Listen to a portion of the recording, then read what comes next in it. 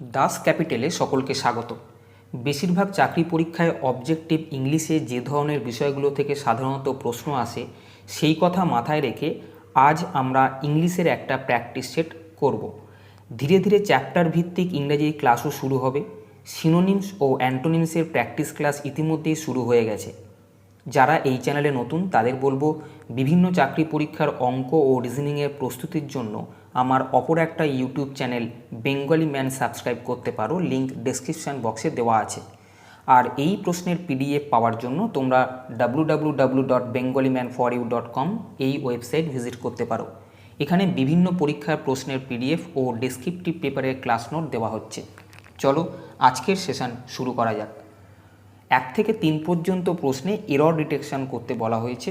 একটা সেন্টেন্সে কতগুলো পার্ট দেওয়া আছে, কোনো না কোনো পার্টে গ্রামাটিক্যালি যদি ভুল থাকে তাহলে সেই পার্টটা হবে তোমার উত্তর। যদি কোনো পার্টে গ্রামাটিক্যাল কোনো মিস্টেক না থাকে তাহলে তোমার উত্তর হবে নো এরর। প্রথম প্রশ্নটায় দিয়েছে you should avoid to travel in the rush hour. Rush আওয়ারে তোমার ট্রাভেল করাটা এড়িয়ে যাওয়া উচিত। You should avoid to travel in the rush hour. Rush hour যখন খুব জ্যাম থাকে সেই মুহূর্তে তোমার ট্রাভেল করা এড়িয়ে যাওয়া উচিত। এবার তোমাকে দেখতে হবে এখানে কোথাও ভুল আছে কিনা।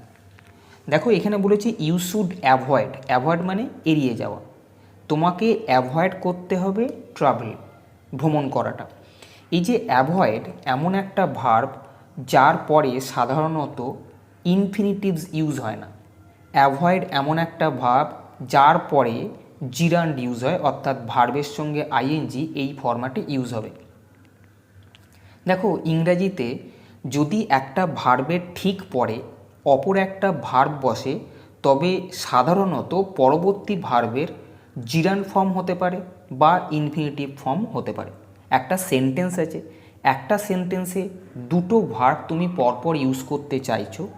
যদি দুটো ভার্বকে পরপর ইউজ করতে চাও তবে দ্বিতীয় ভার্বটার সাধারণত জিরান্ড ফর্ম মানে ভার্বের সঙ্গে আইএনজি অথবা ইনফিনিটিভস ফর্ম মানে টু প্লাস V1 এই ফরম্যাট বসবে।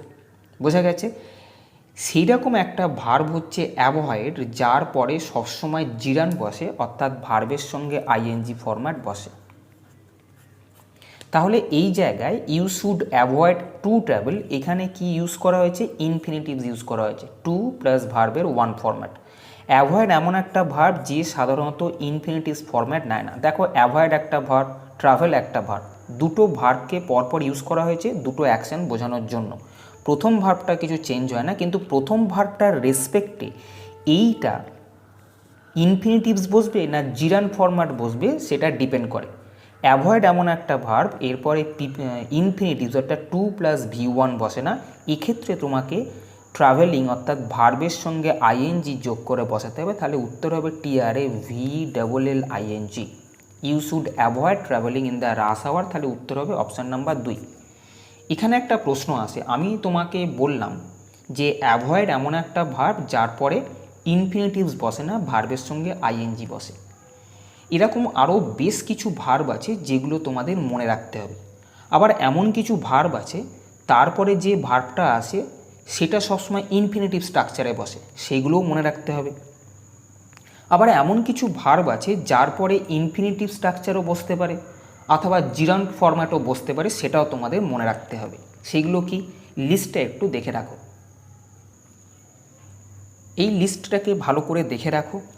ভার্বস যাদের পরে জিরান্ড অর্থাৎ ভার্ব প্লাস আইএনজি এই ফরম্যাট বসবে সেই ভার্বগুলো হলো allow, acknowledge, advice, appreciate, avoid, celebrate, confess, consider, delay, discuss, dislike, dispute, enjoy, escape, explain, fear, finish, forgive, give up, keep, miss, omit, permit, practice, postpone, recall, suggest, support, tolerate এবং understand. সাধারণত এগুলো খুব important, এগুলোকে মনে রাখো যে এই ভার্বগুলো যদি প্রথমে ইউজ হয় তারপরে যে ভার্বটা আসবে সেই ভার্বটার সঙ্গে অবশ্যই আইএনজি ফরম্যাট বসবে। এইগুলো প্রথমে বসে, এরপরে অন্য যে সমস্ত ভার্বগুলো আসবে তার গায়ে আইএনজি তোমাকে বসাতে হবে। যেমন এই প্রশ্নটার ক্ষেত্রে অ্যাভয়েড ছিল দেখছো, তাহলে অ্যাভয়েড প্রথমে বসলো, এরপরে যে ভার্বটা এসেছিল ট্রাভেল তার সঙ্গে সবসময় আইএনজি ফরম্যাট কিন্তু বসতে হবে। আবার এমন কতকগুলো ভার্ব আছে যাদের পরে ইনফিনিটিভ স্ট্রাকচার অর্থাৎ 2 + V1 এটা বসবে। সেই রকম কিছু ভার্বের লিস্ট তোমাদের সামনে দেওয়া আছে, এটাকে একটু লিখে রেখো। Agree, appear, ask, attempt, arrange, beg, choose, claim, come, dare, decide, demand, deserve, determine, expect, fail, get, hope, hesitate, learn, manage, need, offer, prepare, pretend, promise, prove, refuse, remain, request, say, struggle, threaten, wait, wish. বোঝা গেছে? তাহলে এই সমস্ত ভার্বগুলো যখন প্রথমে বসবে তারপরে অন্য যে কোনো ভার্ব আসবে সেইটা কিন্তু 2 + V1 এই স্ট্রাকচারে বসবে। আর একটা জিনিস আছে, ভার্বস যাদের পরে জিরান্ড অথবা ইনফিনিটিভস তুমি যাই বসাও না কেন সেটা সবসময় ঠিক হবে। অর্থাৎ তুমি এই সমস্ত ভার্বগুলোর পরে যে সমস্ত ভার্বগুলো আসবে সেই ভার্বগুলোর ক্ষেত্রে 2 + V1 অথবা জিরান্ড অর্থাৎ ভার্ব প্লাস আইএনজি এই ফরম্যাট বসাতে পারো। এই ভার্বগুলো হলো বিগিন, কন্টিনিউ, হেট, লাইক, লাভ, প্রেফার, প্রপোজ এবং স্টার্ট। বোঝা গেছে? এই ভার্বগুলো প্রথমে বসবে, এরপরে যে ভার্বগুলো আসবে সেই ভার্বগুলোকে তুমি জিরান্ড ফরম্যাট অর্থাৎ তার গায়ে আইএনজি যোগ করতে পারো, অথবা ইনফিনিটিভ ফরম্যাট অর্থাৎ তার আগে তুমি TO2 এই প্রিপোজিশনটাকে বসাতে পারো। 2 নম্বর প্রশ্নে বলা হয়েছিল unless you do not give the keys of the safe you will be shot. সিন্দুকের চাবি যদি না দাও তোমাকে গুলি করা হবে। আনলেস মানে কি? যদি না। দেখো আনলেস আর আনটিল, আনলেস আর আনটিল এই দুটোই নেগেটিভ শব্দ, TIL, এই দুটোই নেগেটিভ শব্দ। এই আনলেস আর আনটিল এই দুটো শব্দ দুজনেই নেগেটিভ, এদের পরে কিন্তু কখনোই নট বসবে না। এক্ষেত্রে দেখো unless you do not give, unless রাখা আছে, এই সেন্টেন্সটাতেই আবার একটা নট ইউজ করা হয়েছে, তাই এই নটটা বসবে না। কিন্তু দেখো এটা নেগেটিভ করার জন্য এখানে ডু নট ইউজ করা হয়েছে। নট ঠিক, নট বসবে না, তার মানে কি ডু থাকবে না।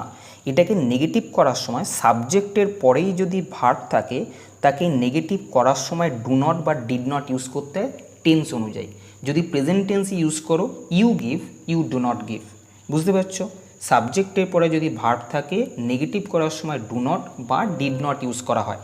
তাই আনলেস যেহেতু দেওয়া আছে এইখানে যেটা নেগেটিভ ফরম্যাট, তাই এখানে নট থাকবে না, কিন্তু নটটা নিয়ে এসেছিল ডু, তাই এই ডু নট এখান থেকে উঠে গিয়ে তোমার উত্তর হবে unless you give the keys of the safe you will be shot. যদি তুমি সিন্দুকের চাবি না দাও তোমাকে গুলি করা হবে।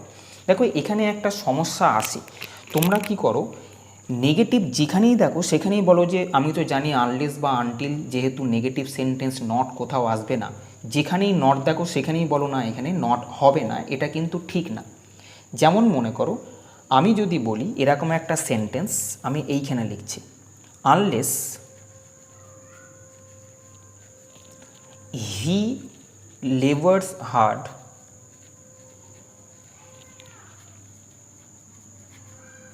he cannot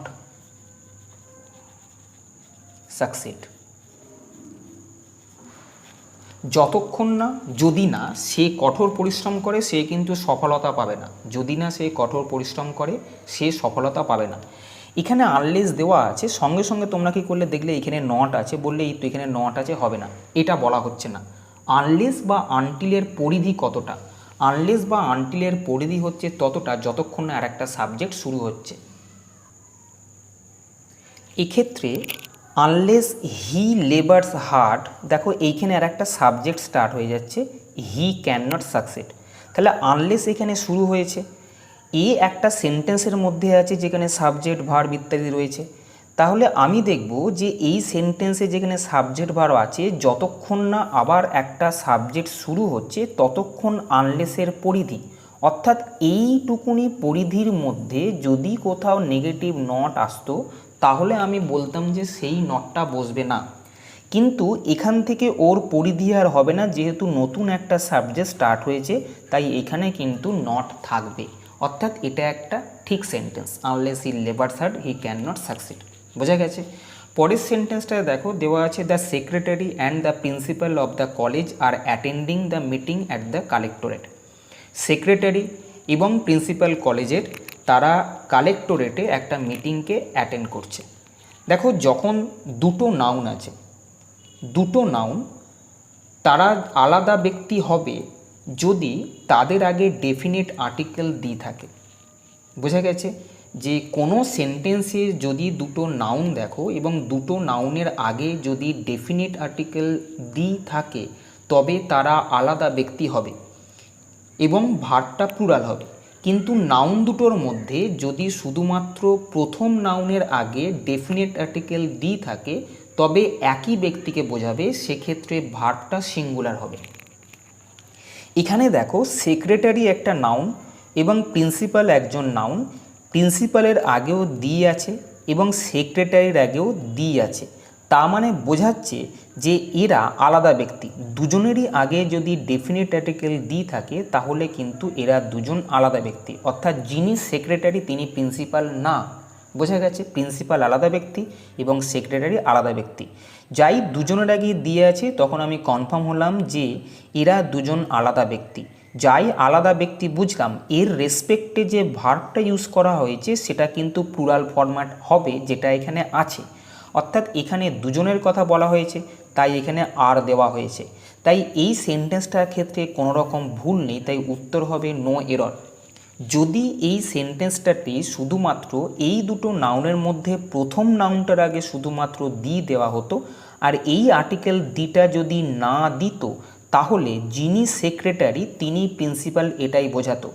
অর্থাৎ যদি ডেফিনিট আর্টিকেল দি একবার প্রথমেই ইউজ করা হয়, দ্বিতীয়বার ইউজ না করা হয়, তাহলে সেক্রেটারি এবং প্রিন্সিপালকে একই ব্যক্তি হিসেবে ধরা হবে এবং সেক্ষেত্রে এই ভার্বটা আর এর বদলে ইজ হতো।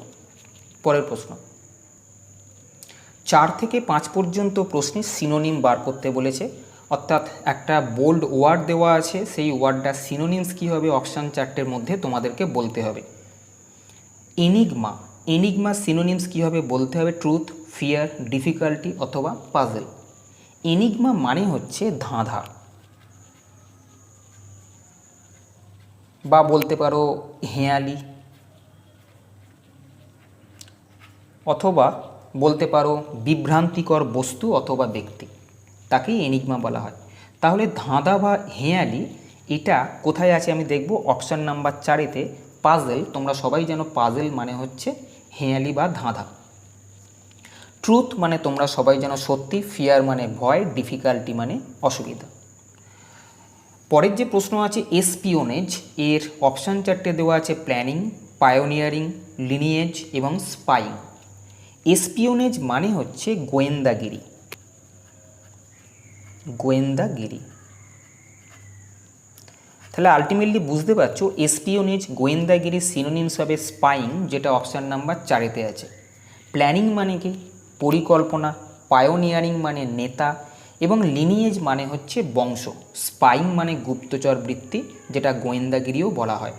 পরের প্রশ্ন, 6 থেকে 7 পর্যন্ত প্রশ্নে তোমাদেরকে অ্যান্টোনিমস বার করতে বলেছে। 6-এর প্রশ্নে দেওয়া আছে গ্রুসাম, অপশান দেওয়া আছে অ্যাট্রাকটিভ, বেনিফিশিয়াল, গ্রেসাস এবং অ্যামিকেবল। গ্রুসাম মানে কি? গ্রুসাম মানে হলো ভয়ঙ্কর অথবা ঘৃণ্য অথবা বলতে পারো জঘন্য অথবা লোমহর্ষক বা বলো ভয়াবহ, যা খুশি। ঘৃণ্য, জঘন্য, ভয়ঙ্কর, লোমহর্ষক অথবা ভয়াবহ। এর উল্টো অর্থাৎ অ্যান্টোনিমস কী হবে? তাহলে আমাকে অপশান 4টের মানে দেখতে হয়। অ্যাট্রাকটিভ মানে আমরা সকলেই জানি আকর্ষণীয়, বেনিফিশিয়াল মানে উপকারী, গ্রেসাস, গ্রেসাস মানে হলো করুণাময়, করুণাময় অথবা বলতে পারো কৃপাময়, সদয়, অমায়িক, বিনীত, শুভ ইত্যাদি। আর অ্যামিকেবল মানে হচ্ছে বন্ধুত্বপূর্ণ বা দয়ালু, বন্ধুত্বপূর্ণ বা দয়ালু, এটা হচ্ছে অ্যামিকেবল। তাহলে বুঝতে পারছো গ্রুসাম যেটা ঘৃণ্য বা জঘন্য বা লোমহর্ষক বা ভয়াবহ, তার উল্টো হবে গ্রেসাস, যেটা অপশান নাম্বার 3-এতে আছে। 7-এর প্রশ্নে দেওয়া আছে রেটিসেন্ট। রেটিসেন্টের অ্যান্টোনিমস কী হবে বলতে হবে। অপশান দেওয়া আছে ফরওয়ার্ড, ডেভেলপড, সফিস্টিকেটেড এবং কমিউনিকেটিভ। রেটিসেন্টের মানে হচ্ছে স্বল্পভাষী, যে অল্প কথা বলে, কম কথা বলে এমন তাকেই কিন্তু বলা হয় স্বল্পভাষী। বা আমরা এক এক সময় বলি চাপা ছেলে বা মেয়ে। চাপা মানে সে বেশি কথা বলে না, তাকে চাপা ছেলে বা মেয়ে বলা হয়। তাহলে স্বল্পভাষী হচ্ছে রেটিসেন্ট। ফরওয়ার্ড মানে হচ্ছে অগ্রবর্তী, ডেভেলপড মানে উন্নত, সফিস্টিকেটেড মানে বাস্তবধর্মী অথবা অবিশুদ্ধ বা অপ্রকৃত অথবা বলতে পারো কৃত্রিম, এবং কমিউনিকেটিভ মানে হচ্ছে পেট পাতলা। যদি বাংলা করো কমিউনিকেটিভের, সেটা হচ্ছে পেট পাতলা। বা তুমি বলতে পারো এইটা মনের কথা প্রকাশ করতে ইচ্ছুক, তাকেই কিন্তু আমরা কমিউনিকেটিভ বলবো, যেটা আমরা পেট পাতলা বলে থাকি। তাহলে রেটিসেন্টের অ্যান্টোনিমস অবশ্যই হবে যে মনের কথা প্রকাশ করতে ইচ্ছুক, অর্থাৎ পেট পাতলা, যেটা অপশান নাম্বার 4-এতে আছে। 8 থেকে 10 পর্যন্ত প্রশ্নে যে ডিরেকশানটা দিয়েছে সেটা হচ্ছে যে এইখানে ইডিয়ম বা ফ্রেজ আন্ডারলাইন করা আছে, এর মানে কোনটা হবে সেটা তোমাদেরকে বলতে হবে। Choose the alternative which best expresses the meaning of the idiom or phrase. 8-এ যে সেন্টেন্সটা দেওয়া আছে সেটা হলো if you are fair and square in your work you will definitely prosper. যদি তুমি তোমার কাজের প্রতি ফেয়ার অ্যান্ড স্কোয়ার হও তাহলে তুমি অবশ্যই উন্নতি করবে। ফেয়ার অ্যান্ড স্কোয়ার এটার মানে হচ্ছে সৎ, অনেস্ট, অথবা বলতে পারো সন্দেহের ঊর্ধ্বে, অথবা সাধু, অথবা বলতে পারো সৎভাবে। অর্থাৎ যদি তুমি সন্দেহের ঊর্ধ্বে হও, যদি তুমি সৎ হও, তাহলে কিন্তু তুমি তোমার কাজে উন্নতি লাভ করবে। তাহলে ফেয়ার অ্যান্ড স্কোয়ারের মানে হলো সৎ, যেটা অপশান নাম্বার 2-এতে আছে। অথরিটেটিভ এটার মানে হচ্ছে কর্তৃত্বপূর্ণ। অ্যাক্টিভ মানে আমরা জানি সক্রিয়, এবং বিজনেস লাইক বিজনেসের মতো। তাহলে এক্ষেত্রে শুধুমাত্র অপশান নাম্বার 2, যেটার মানে হচ্ছে সৎ, সেটা উত্তর হবে। 9 নম্বর যে সেন্টেন্সটা দেওয়া আছে সেখানে দিয়েছে the foolish young man soon made ducks and drakes of the vast property his father left হিম। যে তরুণ যুবকটা আছে সে শীঘ্রই তার বাবা যে বিশাল সম্পত্তি রেখে গেছিলেন সেটাকে নষ্ট করে দিয়েছে। Made ducks and drakes. Ducks and drakes এটার মানে হচ্ছে ছিনিমিনি। ডাক্স অ্যান্ড ড্রেক্সের যদি তুমি বাংলা দেখো সেটা হবে ছিনিমিনি করা, অর্থাৎ টাকা পয়সাগুলোকে 9-6 করেছে। যে টাকা পয়সাগুলো প্রপার্টি রেখে গেছিলো সেগুলোকে 9-6 করে নিয়েছে, সেইটাকে বলা হবে ছিনিমিনি। এবার দেখো এইখানে যে অপশানগুলো দেওয়া আছে সেই অপশানগুলো মানে কি। স্কোয়ান্ডার্ড মানে হচ্ছে তছনছ করা বা ছয় লাভ করা। ডিস্ট্রিবিউট মানে সবার মধ্যে বন্টন করে দেওয়া। স্পেন্ট মানে ব্যয় করা, এবং গেভ ইন চ্যারিটি মানে চ্যারিটিতে দিয়ে দেওয়া। দেখো এখানে স্পেন্ট মানে হচ্ছে ব্যয় করা, এবং স্কোয়ান্ডার্ড এটার মানে হচ্ছে তছনছ করা। স্কোয়ান্ডার্ডের যদি মানে দেখো তছনছ করা। দেখো কোনো জিনিসকে তছনছ যদি করো, মনে করো তোমার ঘরে যে সমস্ত জিনিস আছে সেগুলো যদি তছনছ করে যাও, তুমি কিন্তু সেগুলোকে আবার অর্থাৎ পূর্বের অবস্থায় ফিরিয়ে আনতে পারবে। কিন্তু স্পেন্ট বা ব্যয় হচ্ছে এমন একটা জিনিস যেটা খরচ করবে, সেই টাকাটা কিন্তু তুমি আর ফিরে পাবে না। তুমি যে প্রপার্টিটা যদি বিক্রি করে দাও, তুমি যদি কাউকে এটাকে নষ্ট করে দাও, তাহলে কিন্তু সেই টাকাটা বা সেই প্রপার্টিটা আর ফিরে পাবে না। এইটাকেই বলা হয় ছিনিমিনি। তাহলে মেড ডাক্স অ্যান্ড ড্রেক্সের মানে হবে স্পেন্ট, যেটা অপশান নাম্বার 3-এতে আছে। এটা যদি চলে যায় আর পাওয়া যাবে না, সেটাই ছিনিমিনি, এবং সেটাকে স্পেন্ট বলা হবে। স্কোয়ান্ডার্ড কিন্তু তছনছ করা, তছনছ করলেও তুমি সেই জিনিসগুলোকে আবার আগের জায়গায় নিয়ে চলে আসতে পারবে, তাই স্কোয়ান্ডার্ড কিন্তু উত্তর হবে না। 10 নম্বর প্রশ্নে দিয়েছে for a healthy and lasting friendship one must be on the level. সুস্থ ও দীর্ঘস্থায়ী বন্ধুত্বের জন্য one must be on the level, এটার মানে কি। অন দ্য লেভেল, দেখো দাঁড়িপাল্লা যদি করো, লেভেল যদি থাকে তার মানে বাম দিকের এবং ডান দিকের পাল্লাটা ঠিক আছে, এটাকে বোঝায় অন দ্য লেভেল। এই হিসেবে তোমাকে ভাবতে হবে যে for a healthy and lasting friendship, সুস্থ ও দীর্ঘস্থায়ী বন্ধুত্বের জন্য কি দরকার।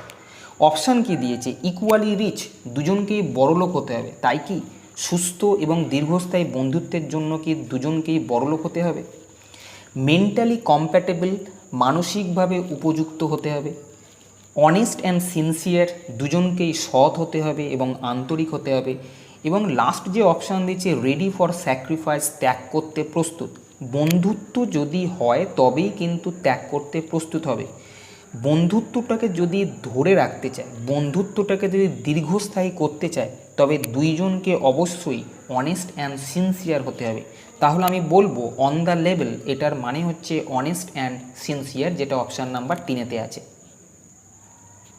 11 থেকে 15 নম্বর প্রশ্ন পর্যন্ত বলেছে fill in the blanks with appropriate word. The girl was very pleased dash herself. Pleased এটার পরে কি প্রিপোজিশন বসবে এই অপশানগুলোর মধ্যে। দেখো, যদি অ্যাপ্রোপ্রিয়েট প্রিপোজিশন তোমরা যদি দেখতে, তাহলে দেখবে প্লিজড এটার পরে উইথ বসে এ পারসন, অর্থাৎ প্লিজড উইথ এ পারসন এই হিসেবে বসবে। যদি ব্যক্তির কথা বলা থাকে তাহলে কিন্তু প্লিজডের পরে উইথ বসবে। প্লিজড অ্যাট বসে যদি এর পরে একটা থিং বা বস্তু বোঝায়। প্লিজড অ্যাট সামথিং, কোনো একটা বস্তু যদি বোঝায় তাহলে কিন্তু প্লিজড অ্যাট বসবে। প্লিজডের পরে উইথ বসবে যদি তারপরে ব্যক্তি থাকে। প্লিজডের পরে অ্যাট বসবে যদি থিং বা কোনো একটা বস্তু থাকে। প্লিজডের পরে অ্যাবাউট বসে যদি এরপরে একটা কারুর আচরণ নিয়ে আলোচনা করা হয়। ওয়ান্স কন্ডাক্ট, কারুর আচরণ যদি এরপরে থাকে তাহলে কিন্তু প্লিজড অ্যাবাউট বসবে। এক্ষেত্রে প্লিজড হারসেলফ আছে। হারসেলফ মানে কি, একজন ব্যক্তি, তার কথা বলা হচ্ছে। যে মেয়েটা আছে সে তার প্রতি সন্তুষ্ট, এটা বলা হচ্ছে। তাহলে এই পার্সন যদি এইটা বলা থাকে তাহলে প্লিজড এবং ওই পার্সনের মাঝখানে প্রিপোজিশন উইথ বসে, যেটা অপশান নাম্বার 4-তে আছে। পরের প্রশ্ন 12 নম্বর প্রশ্নে দিয়েছে desire dash self expression is one of the basic qualities of man. মানুষের বেসিক কোয়ালিটি, ম্যান পুরুষ মানুষের বেসিক কোয়ালিটি হচ্ছে ডিজায়ার সেলফ এক্সপ্রেশন। ডিজায়ার মানে হচ্ছে ইচ্ছা, সেলফ নিজেকে এক্সপ্রেস করার, এটা হচ্ছে বেসিক ইচ্ছা পুরুষ মানুষদের। দেখো, ডিজায়ারের পর ফর বসবে, এগুলো সব অ্যাপ্রোপ্রিয়েট প্রিপোজিশন যদি তোমরা পড়ো তবেই করতে পারবে, না হলে কিন্তু খুব মুশকিল। ডিজায়ার ফর সামথিং, সামথিং মানে কি, এটা ওয়েলথ হতে পারে, অর্থাৎ কোনো সম্পদও হতে পারে, যে কোনো সম্পদ, বোঝা গেছে। সে টাকা পয়সা হতে পারে বা নিজের কোনো আচরণ, সেটাও একটা সম্পদ। এক্ষেত্রে ডিজায়ার ড্যাশ সেলফ এক্সপ্রেশন, নিজেকে তুলে ধরা, নিজেকে কারোর কাছে মেলে ধরা, এটাও একটা নিজের সম্পদ। তাই ডিজায়ার ফর সামথিং, কিছু একটা জিনিস থাকবে, ডিজায়ার থাকবে, তার মাঝখানে সবসময় ফর বসবে। তাই এক্ষেত্রে উত্তর হচ্ছে অপশান নাম্বার 1। 13 নম্বর প্রশ্ন দিয়েছে are you really desirous dash visiting Italy. তুমি কি ইটালিতে যেতে ডিজায়ারাস, অর্থাৎ ইচ্ছুক। দেখো, ডিজায়ারাস একটু আগে করলাম ডিজায়ার করেছি, এই যে ডিজায়ারাস আছে এরপরে প্রিপোজিশন অফ বসবে যদি তারপরে সামথিং কিছু একটা নিয়ে আলোচনা করা, অথবা বলতে পারো ডিজায়ারাস অফ ডুইং সামথিং, কিছু একটা করতে ইচ্ছুক, সেক্ষেত্রেও কিন্তু আমরা ডিজায়ারাস অফ বসাবো। এখানে are you really desirous dash visiting Italy, তুমি একটা কিছু করতে চাইছো, সেটা কি করতে চাইছো, তুমি ইটালিতে ভিজিট করতে চাইছো, তাহলে ডিজায়ারাস আছে। কিছু একটা করতে চাইছো, তাহলে ডিজায়ারাস আর কিছু একটা করতে চাওয়া, তার মাঝখানে প্রিপোজিশন সবসময় অফ বসে, যেটা অপশান নাম্বার 1-তে আছে। পরের প্রশ্নে দেওয়া আছে the sky is overcast we dash the storm will soon burst. The sky is overcast, overcast মানে কি, ওভারকাস্ট মানে হচ্ছে মেঘাচ্ছন্ন অথবা থমথমে হয়ে থাকা, অর্থাৎ আকাশ থমথমে হয়ে আছে বা বলতে পারো মেঘাচ্ছন্ন হয়ে আছে। এইটা দেখে কি বলা হলো, we dash the storm will soon burst, আমরা কিছু একটা এখানে বসবে, হোপ আশা করছি বা এক্সপেক্ট করছি কিছু একটা, অর্থাৎ আমরা আশা করছি, আমি যদি বাংলা এইভাবে করি আপাতত, আমরা আশা করছি যে শীঘ্রই ঝড় শুরু হবে, তাই তো, এই মানে করতে চেয়েছে। এবারে দেখো, এক্সপেক্ট এটা মানে আশা করা, হোপ মানেও আশা করা, ট্রাস্ট মানে আস্থা বা কনফিডেন্ট বলতে পারো, আর সাসপেক্ট মানে সন্দেহভাজন। সাসপেক্ট বা সন্দেহভাজনটা হবে না, আমরা সন্দেহভাজন বা সন্দেহ করছি এরকম কিছু না। ট্রাস্ট আমরা আস্থা রাখছি তাও না। আকাশটা মেঘাচ্ছন্ন বা থমথমে হয়ে আছে, আমরা আশা করছি যে ঝড় শীঘ্রই নামবে। এবার এই আশা করছি এক্সপেক্ট হবে না হোপ হবে, সেটা নিয়ে প্রশ্ন। দেখো, এক্সপেক্ট, যদি আমি এক্সপেক্ট সম্বন্ধে বলি, এক্সপেক্ট কী জিনিস? এক্সপেক্ট হচ্ছে believe that something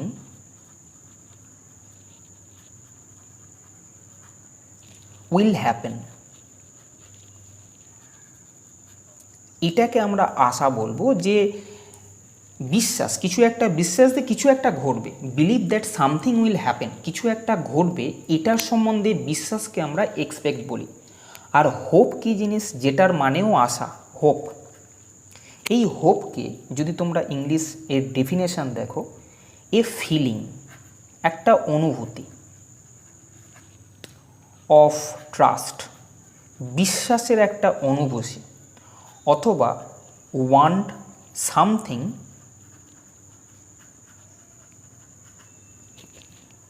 to happen.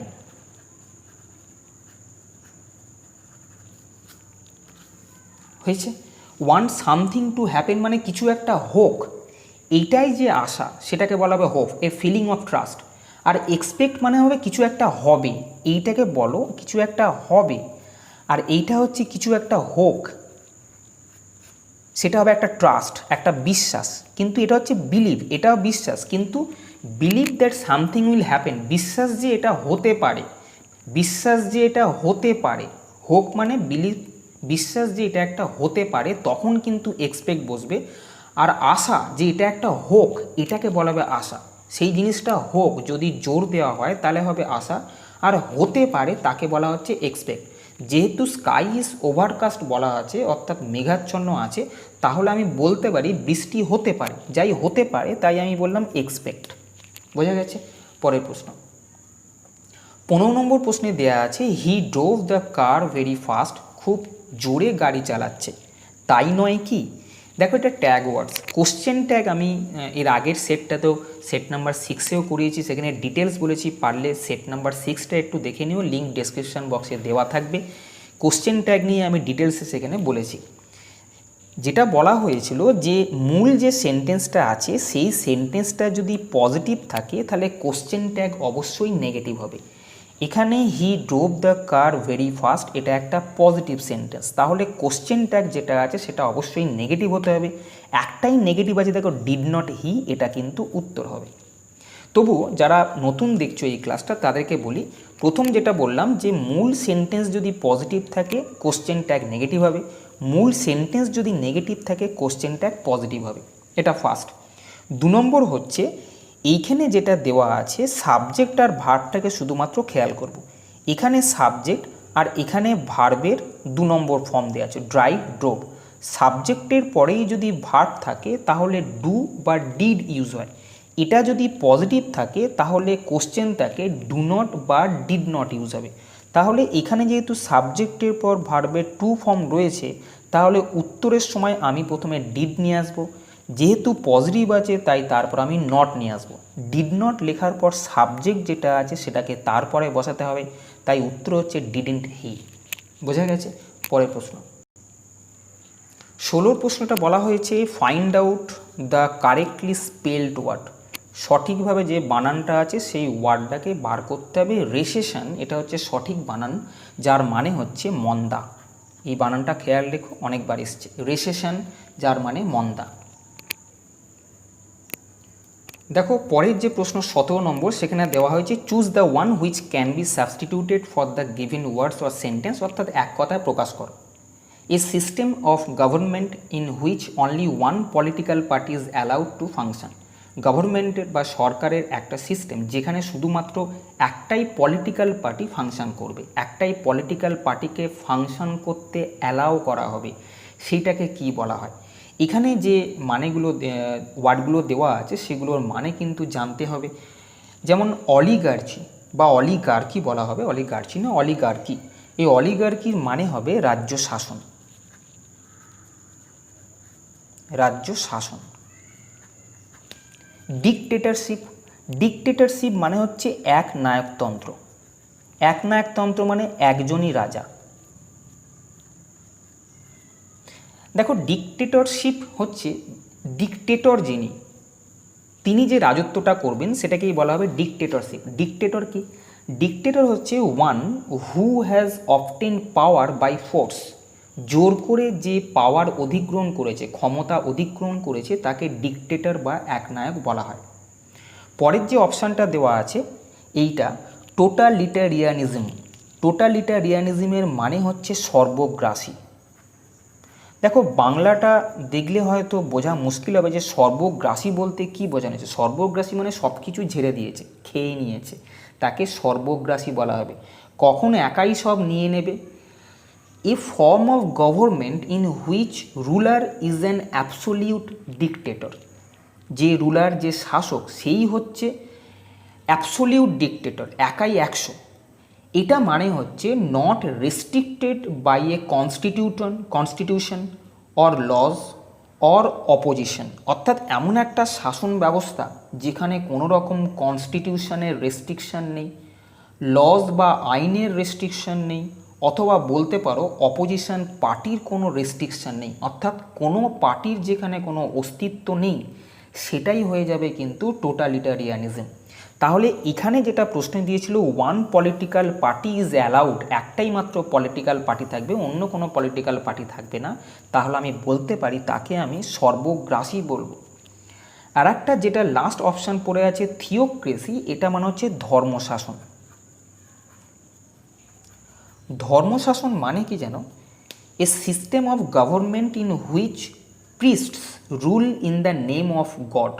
গভর্নমেন্টের একটা সিস্টেম যেখানে পুরোহিতরা বা যাজকরা ভগবানের নামে রাজ্য শাসন করে, সেটাকে থিওক্রেসি বা ধর্মশাসন বলা হবে। পরের প্রশ্ন 18 নম্বর প্রশ্নে বলেছে ভয়েস চেঞ্জ করতে অ্যাক্টিভ বা প্যাসিভ থাকলে অ্যাক্টিভ থেকে প্যাসিভ করো এবং প্যাসিভ থেকে অ্যাক্টিভ করো। প্রশ্ন দিয়েছে the smugglers did not realise that their conversation was being recorded. স্মাগলাররা বুঝতে পারেনি যে তারা যে কথোপকথন হচ্ছে সেটাকে রেকর্ড করা হচ্ছে। The smugglers did not realise that their conversation was being recorded. Record করা হচ্ছে মানে কেউ একজন তাদের কথোপকথন রেকর্ড করছে। মিন্স আমি এখানে বলতে পারি বিং রেকর্ডেড বাই সামওয়ান, সেটা কিন্তু উজ্জ্ব আছে। বোঝা গেছে? কেউ একজন রেকর্ড করছে, এটা তারা বুঝতে পারেনি। এখন দেখো এটা প্যাসিভ ভয়েসে আছে, তোমাকে এইখান থেকে অ্যাক্টিভ ভয়েসে করতে হবে। যদি ভয়েস ভালো করে দেখো দেখবে পাস্ট কন্টিনিউয়াস টেন্স, যেটাকে আমরা বলি সাবজেক্টের পরে ওয়াজ বা ওয়্যার থাকবে এবং ভার্বের সঙ্গে আইএনজি। এটা যদি অ্যাক্টিভ ভয়েসে থাকে তাহলে প্যাসিভ ভয়েসে এটা চেঞ্জ হয়ে গিয়ে সাবজেক্ট ওয়াজ বা ওয়্যার, তারপরে একটা বসে বিইং, এবং ভয়েস চেঞ্জের ক্ষেত্রে তোমরা যেন সবসময় এটা ভার্বের থার্ড ফর্ম বসবে। বোঝা গেছে? যেহেতু আমি এখানে বিইং দেখতে পাচ্ছিলাম তাই আমি বলছি এটা প্যাসিভ ভয়েসে আছে। এই ভয়েসে থাকলে, প্যাসিভ ভয়েসে থাকলে এটাকে অ্যাক্টিভ মানে আমাকে এইখানে ট্রান্সফার করতে হবে, অর্থাৎ সাবজেক্ট ওয়াজ বা ওয়্যার ভার্বের সঙ্গে আইএনজি, এই ফরম্যাট রাখতে হবে। দেখো the smugglers did not realise, স্মাগলাররা বুঝতে পারেনি, দ্যাট যে কি বুঝতে পারেনি, কেউ একজন তাদের কথাবার্তাটা রেকর্ড করছে। আমি বলেছি এটা উজ্জ্ব ছিল, তাই যখন ভয়েসের ক্ষেত্রে কি হয়, সাবজেক্টটা অবজেক্ট হয় এবং অবজেক্টটা সাবজেক্ট হয়, তাহলে যার সম্বন্ধে কথা বলা হচ্ছিল বাই সামওয়ান, কার দ্বারা? বাই সামওয়ান, এইটা সাবজেক্ট হয়ে গেল। সাবজেক্টে পরে ওয়াজ বা ওয়্যার বসবে, সামওয়ানের পরে ওয়াজ বসলো, তারপর কি আসবে? ভার্বের সঙ্গে আইএনজি। দেখো রেকর্ডিং, বাদবাকি যা আছে দেয়ার কনভারসেশন বসে গেল। তাহলে আমি বলবো এটা হচ্ছে উত্তর। অর্থাৎ প্যাসিভ ফরম্যাট ছিল, এটাকে অ্যাক্টিভ ফরম্যাটে নিয়ে গেলাম। বিইং ছিল, খেয়াল রাখতে হবে বিইং থাকা মানে তোমাকে বুঝতে হবে এখানে কন্টিনিউয়াস টেন্স কিন্তু ইউজ করা হয়েছে। পরের প্রশ্ন দেখো, ইনডাইরেক্ট বা ডাইরেক্ট স্পিচ অর্থাৎ ন্যারেশন চেঞ্জ করতে দিয়েছে। প্রশ্নটা দেখে নাও ভালো করে। প্রশ্নে দেওয়া হয়েছে, the queen said to her son, you must go to the forest and remain there till your father calls you back. রানী তার ছেলেকে বললেন, you must go to the forest, তোমার জঙ্গলে যাওয়া উচিত, অ্যান্ড রিমেন দেয়ার, সেখানে থাকা উচিত, till your father calls you back, যতক্ষণ না তোমার বাবা তোমাকে ডাকছেন। বোঝা গেছে? চেঞ্জ হবে ন্যারেশানে ভার্ব আর প্রোনাউনে। প্রোনাউন যেখানে যেখানে আছে সেইখানে, এবং ভার্বের ক্ষেত্রে শুধুমাত্র চেঞ্জ হবে ন্যারেশানে ভার্ব আর প্রোনাউনে। দেখো এইটা রিপোর্টিং ভার্ব, এটা যদি পাস্ট টেন্সে থাকে তাহলেই কিন্তু তুমি চেঞ্জ করবে। এবার প্রোনাউন কোথায় কোথায় আছে দেখে নাও। You, your, you. তাহলে প্রোনাউনগুলো কোন কোনগুলো চেঞ্জ হবে আমি দেখে নিলাম। এবার দেখো প্রোনাউন চেঞ্জের যে নিয়মটা সেটা একটু দেখে রাখো। যদি এখানে দেখো ইউ আছে, এই ইউটা সবসময় রিপ্রেজেন্ট করে সেট টুর পরে কে আছে তার উপর। সেট টুর পরে আছে তার ছেলে, অর্থাৎ ছেলেকে বোঝানো হচ্ছে। ইউ বলতে ছেলেকে বোঝানো হবে। এইখানে যদি আই বা উই থাকে তাহলে প্রথম ব্যক্তিকে বোঝানো হয়। এখানে যদি ইউ থাকে তাহলে দ্বিতীয় ব্যক্তিকে, অর্থাৎ সেট টুর পর যে আছে তাকে বোঝানো হয়। তাহলে সন বলতে আমি যদি বলি সন মানে হচ্ছে হি, অর্থাৎ সন বলতে হি বোঝানো হচ্ছে। বোঝা গেছে? তাহলে এই জায়গায় যখন চেঞ্জ হবে যে কুইন কাকে বলছে, ছেলেকে। এবার দেখো প্রথম অপশানে রয়েছে অর্ডার। অর্ডার সাধারণত কি হয় জানো, ডাবল ইনভার্টেড কমার পরে যদি এইখানে ভার্ব দিয়ে স্টার্ট হয় সাধারণত আমরা সেখানে অর্ডার এটাকে হিসেব করতে পারি। কিন্তু বাদবাকি অপশানগুলি তুমি দেখছো টোল্ড আছে, অর্থাৎ এমনি একটা কথা বলছে। টোল্ড মানে বলা, শুধু বলা। তাহলে কুইন তার ছেলেকে বলছে এই সেন্সে নেবো, অর্ডার দিচ্ছে আমি কিন্তু এটাকে আপাতত বলবো না। কেন অর্ডার দিচ্ছে বললে ডাবল ইনভার্টেড কমার ভেতরে সাধারণত ভার্ব দিয়ে শুরু হবে।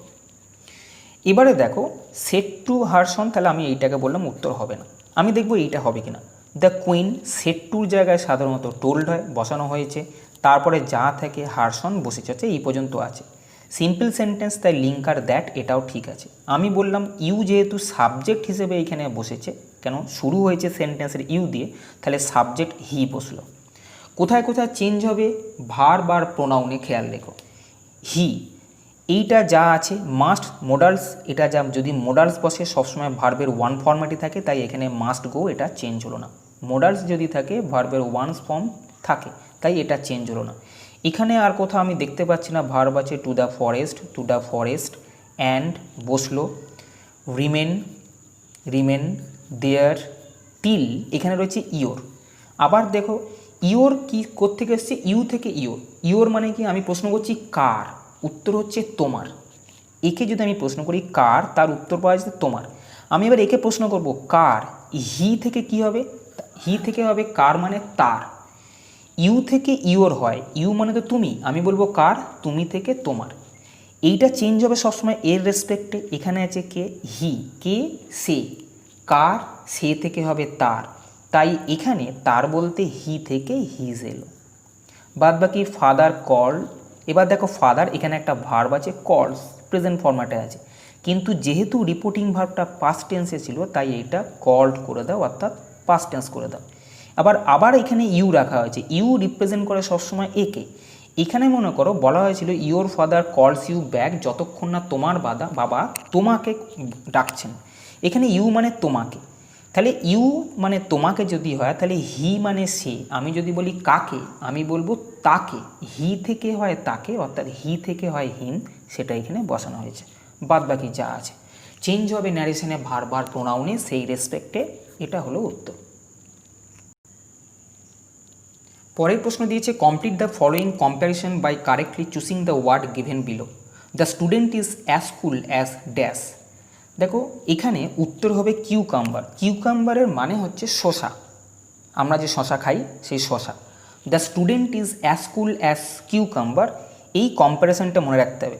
যেমন আমরা বলি as red as blood, as black as hair ইত্যাদি বলি, সেরকম এটাকে কম্প্যারিজন বলে, তুলনাবাচক। তুলনাবাচক শব্দের ক্ষেত্রে অ্যাজ কুল অ্যাজ কিউকাম্বার, এটার মানে হচ্ছে খুব শান্ত। যদি আমি ইংরেজিতে এটাকে লিখি, to be very calm with no worries, অর্থাৎ কোনো উদ্বেগ ছাড়াই যে শান্ত হয়ে থাকে। অথবা তুমি এটাকে বলতে পারো someone who is not affected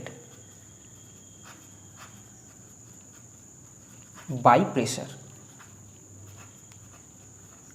যে কোনো প্রেশারেই নত হয় না, তাকেই বলা হবে অ্যাজ কুল অ্যাজ কিউকাম্বার।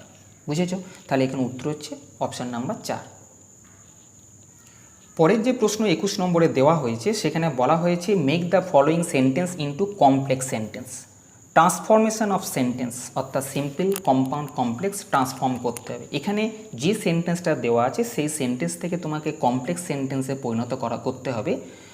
সেন্টেন্সটা দেওয়া আছে you have to be 18 years old or you can't vote. তোমাকে 18 বছর হতে হবে, না হলে তুমি ভোট দিতে পারবে না। এটাকে কমপ্লেক্স সেন্টেন্সে পরিণত করতে হবে। প্রশ্নটা করার আগে আমি কটা জিনিস দেখিয়ে দিই, সেটা ভালো করে দেখো। দেখো, সাধারণত আমরা যে ট্রান্সফরমেশন অফ সেন্টেন্স যে চ্যাপ্টার, যেখানে ট্রান্সফর্ম করি, একটা বাক্য থেকে আর একটা বাক্যে যে পরিবর্তন করি, সেখানে সাধারণত সিম্পল সেন্টেন্স থাকে। সিম্পল সেন্টেন্স কী জিনিস, আমি এটা নিয়ে একটা ভিডিও তৈরি করব, আপাতত একটু বুঝে রাখো। সিম্পল সেন্টেন্স হচ্ছে এমন একটা সেন্টেন্স যেটায় একটা ইন্ডিপেন্ডেন্ট ক্লজ থাকবে। ইন্ডিপেন্ডেন্ট ক্লজ মানে কি, একটা সাবজেক্ট এবং একটা ভার্ব থাকবে, এবং ওই সাবজেক্ট এবং ভার্বটা মিশিয়ে একটা এক্সপ্রেশন করবে যেটা কমপ্লিট থটকে বোঝাবে। অর্থাৎ একটা বাক্য তৈরি করবে যে বাক্যের মধ্যে একটাই সাবজেক্ট এবং একটা ভার্ব থাকবে, এবং সেই সেন্টেন্সটা মনের ভাব প্রকাশ করবে, সেটা সিম্পল সেন্টেন্স বলা হবে। কি বললাম, সেই সেন্টেন্সে একটাই সাবজেক্ট একটাই ভার্ব থাকবে, যাকে আমরা ইন্ডিপেন্ডেন্ট ক্লজ বলবো। একটা উদাহরণ যদি আমি দিই, Ram went to the store. Ram স্টোরেতে গেছিল, সাবজেক্ট একটা আছে, ভার্ব একটা আছে, এবং এই সেন্টেন্সটা একটাই সাবজেক্ট একটাই ভার্ব আছে এবং মনের ভাবকে প্রকাশ করছে। Ram went to the store, Ram স্টোরেতে গেছিল। বোঝা গেছে? তাহলে এটা সিম্পল সেন্টেন্স, কারণ একটা সাবজেক্ট একটা ভার্ব থাকা মানে এটাকে আমি ইন্ডিপেন্ডেন্ট ক্লজ বলবো। এরপরে দেখো কম্পাউন্ড সেন্টেন্স। কম্পাউন্ড সেন্টেন্স কী জিনিস জানো, দুটো ইন্ডিপেন্ডেন্ট ক্লজ একসঙ্গে যুক্ত হবে। ইন্ডিপেন্ডেন্ট ক্লজ মানে কি, একটা সাবজেক্ট থাকবে একটা ভার্ব থাকবে। যে সেন্টেন্সের মধ্যে একটা সাবজেক্ট একটা ভার্ব থাকবে, সেই সেন্টেন্সটাকে আমি ইন্ডিপেন্ডেন্ট ক্লজ বলতে পারি। তাহলে কম্পাউন্ড সেন্টেন্সের ক্ষেত্রে দুটো ইন্ডিপেন্ডেন্ট ক্লজ কিন্তু যুক্ত হবে। মানে একটা উদাহরণ দিই, তারপর আমি বলছি। মনে করো, I really want to go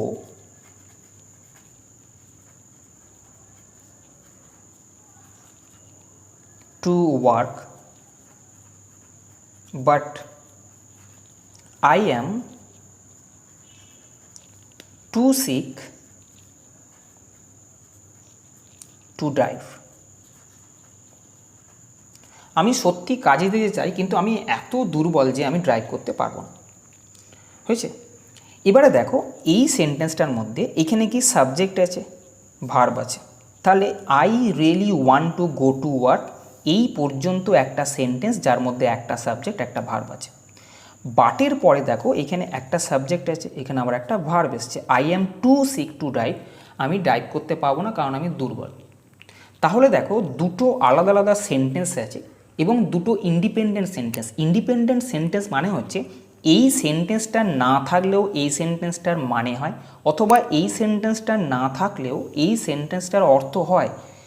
একটা টোটাল সেন্টেন্সের মধ্যে যদি দুটো সেন্টেন্সকে পাঞ্চ করা হচ্ছে কি দিয়ে, বার দিয়ে, পাঞ্চ করার পরেও যদি আমি বারটাকে বন্ধ করে দিই, এই লাইনটা বলি, এরও একটা আলাদা মানে হয়, এবং এই বারটাকে চেপে আমি যদি এদিকটা দেখি, এরও একটা আলাদা মানে হয়। সেই দুটো লাইনকে বলা হবে ইন্ডিপেন্ডেন্ট সেন্টেন্স। তাহলে দুটো ইন্ডিপেন্ডেন্ট সেন্টেন্সে একটা সাবজেক্ট একটা ভার্ব, এবং এখানেও একটা সাবজেক্ট একটা ভার্ব থাকলে তাকে আমি কম্পাউন্ড সেন্টেন্স বলবো। তাহলে কমপ্লেক্স সেন্টেন্স কাকে বলা হবে? দেখো, কমপ্লেক্স সেন্টেন্স হচ্ছে একটা ইন্ডিপেন্ডেন্ট ক্লজ থাকবে এবং কমপক্ষে একটা ডিপেন্ডেন্ট ক্লজ, কমপক্ষে মানে মিনিমাম একটা ডিপেন্ডেন্ট ক্লজ থাকতে হবে। আবার বললি কমপ্লেক্স সেন্টেন্স হচ্ছে একটা ইন্ডিপেন্ডেন্ট ক্লজ থাকবে। ইন্ডিপেন্ডেন্ট ক্লজ মানে সেখানে একটা সাবজেক্ট এবং একটা ভার্ব থাকবে এবং অপরটা ডিপেন্ডেন্ট ক্লজ হবে। বোঝা গেছে? ডিপেন্ডেন্ট ক্লজ কী করে বুঝবো? দেখো ডিপেন্ডেন্ট ক্লজ সাধারণত আমি একটা লিখছি, তারপর এখানে আসছে। ডিপেন্ডেন্ট ক্লজ কী করে বুঝবো? দেখো সাবঅর্ডিনেটিং কনজাংশন, এইগুলোকে মনে রাখো।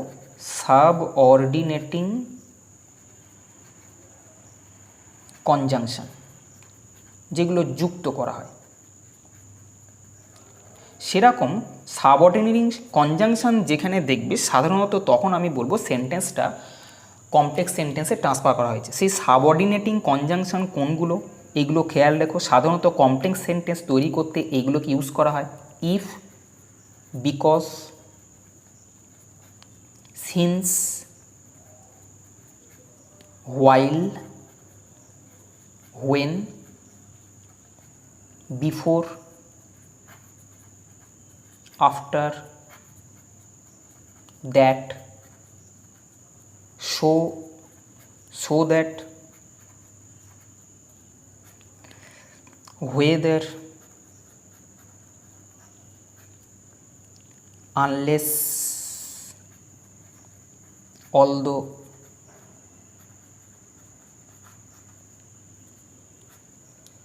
আর কি দেবো, হোয়েন এভার, অ্যাস। সাধারণত এগুলো খেয়াল রেখো যে এইগুলো সাবঅর্ডিনেটিং কনজাংশন যদি এইগুলো থাকে বা আমি এইগুলো দিয়ে কোনো সেন্টেন্সকে কমপ্লেক্স সেন্টেন্সে পরিণত করতে পারি। বুঝে গেছে? এইগুলো একটু খেয়াল রেখো।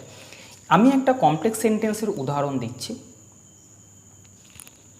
মনে করো আমি যদি এখানে লিখি because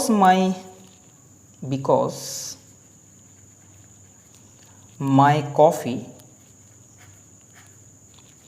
was too cold,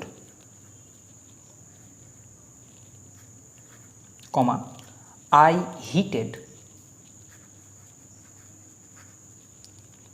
it in the microwave.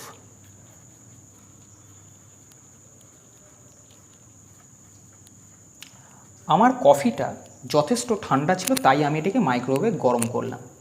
দেখো এখানে বিকজ আমি লিস্টের মধ্যে দেখতে পাচ্ছি বিকজ আছে, তার মানে বিকজ দিয়ে যে সেন্টেন্সটা স্টার্ট হয়েছে সেটা হচ্ছে ডিপেন্ডেন্ট ক্লজ। এইগুলো দিয়ে স্টার্ট হলে আমি ডিপেন্ডেন্ট ক্লজ বলবো। আর এইটা দেখো ইন্ডিপেন্ডেন্ট ক্লজ, কেন এখানে একটা সাবজেক্ট আছে, এখানে একটা ভার্ব আছে। বোঝা গেছে? সাবজেক্ট ভার্ব আছে, একটাই সাবজেক্ট ভার্ব থাকবে, সবই তাকে আমি ইন্ডিপেন্ডেন্ট ক্লজ কিন্তু বলবো। I heated it in the microwave, তার মানে এইখান থেকে এই পর্যন্ত হচ্ছে ইন্ডিপেন্ডেন্ট ক্লজ, কারণ একটা সাবজেক্ট একটা ভার্ব আছে।